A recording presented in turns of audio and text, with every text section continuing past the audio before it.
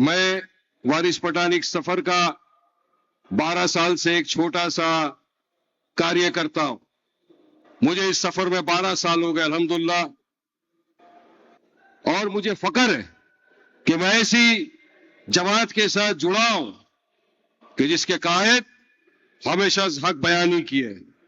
मजलूमों की, दलितों की, पिछड़े हुए वर्ग की, मुसलमानों की बेबाक आवाज अगर आज पूरे भारत देश के अंदर कोई गूंजती है तो वो मेरे पार्टी के कायद बैरिस्टर असदुद्दीन ओवैसी साहब और अकबरुद्दीन ओवैसी साहब की गूंजती है।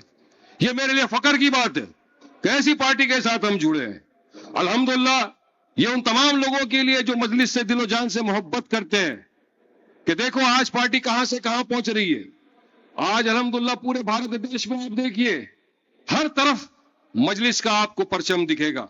इतना ही नहीं, आप देखो अभी फिलहाल बिहार में 5 जगहों के ऊपर हमको कामयाबी मिली। आदिल साहब 300 वोटों से पीछे रह गए, इंशाल्लाह आगे फिर जीत जाएंगे। महाराष्ट्र में आए, पहले नगर परिषद का चुनाव हुआ, उसमें 85 जगह पे हमको कामयाबी मिली। अभी नगर पालिका कॉर्पोरेशन का चुनाव हुआ, उसमें 125 जगहों के ऊपर हमारे कॉर्पोरेटर जीत के आए अल्हम्दुलिल्लाह। तेलंगाना के अंदर कॉर्पोरेशन का चुनाव हुआ, कल जो रिजल्ट आया 70 के करीब जगहों के ऊपर हमको कामयाबी मिली।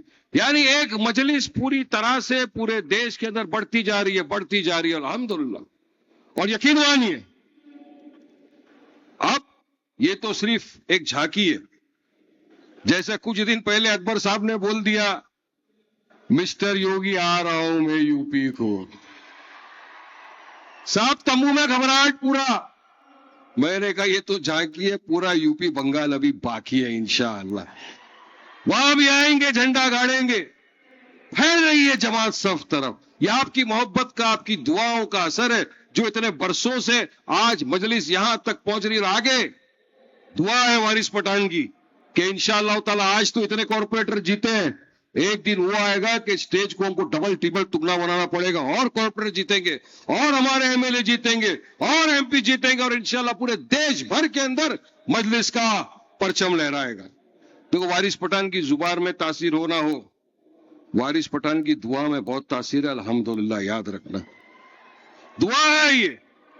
इंशाअल्लाह एक दिन पूरे भारत देश के अंदर मजलिस का परचम लहराएगा और हम आप सब कांधे से कांधा मिलाकर साथ में हमारे कायद के साथ खड़े रहेंगे। क्योंकि आज वक्त की नजाकत और देश भर में जो आप देख रहे हैं एक ही है, मजलूम की ताकत है मजलिस। आपने तराना भी सुन लिया, ये तराना हकीकत है। आज अगर आप हमारी तरफ से कोई हक बयानी करता है, हमारे कायद करते हैं। आज जो जितने कॉर्पोरेटर जीते हुए हैं, मैं इन तमाम को अपनी जानिब से, जितने एमएलए जीते हुए हैं, इन तमाम को अपनी जानिब से मुबारकबादी पेश करता हूं। और जो किसी वजह से कामयाब नहीं हो सके, उनके लिए जिंदगी की यही रीत है, हार के बाद ही जीत है। एक चुनाव हारे हैं, हिम्मत हौसला नहीं हारे अल्हम्दुलिल्लाह। फिर आगे लड़ेंगे, फिर जीतेंगे। आप मेहनत करते रहिए, अपने कायद के जो जो हुक्म है उसको मानिए। हुक्म मानना, देखिए जमात का जो कायद का फैसला सर आंखों के ऊपर सबने कर रखा। अगर इस प्रोटोकॉल को आपने बढ़ाया आगे तो यकीन मानिए मजलिस इत्तेहादुल मुस्लिमीन को कोई नुकसान नहीं पहुंच सकता, कोई टक्कर नहीं पहुंचा सकता।